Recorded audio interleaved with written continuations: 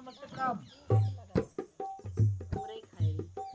Hello दोस्तों, नमस्ते, प्रणाम। हमारे वीडियो में आप सभी का स्वागत है। तो आप लोग जल्दी जल्दी जुड़ जाइए। और हम लोग चल रहे हैं अब ब्लॉग बनाने। हम लोग का ब्लॉग नहीं बना है तो लोग अपने लाइव का बहुत मनोरंजन ले रहे हैं। एकदम गदगद हो गए हैं लाइव चला के।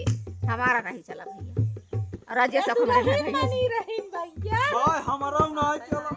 तो दोस्तों आप लोग गाना सुनिए। आओ चल रहे हम लोग सोहा सुनावा लव कुछ हमारे लव। तो नमस्ते प्रणाम भाई बहनों, आप सब वीडियो पूरा देखिए लाइक से।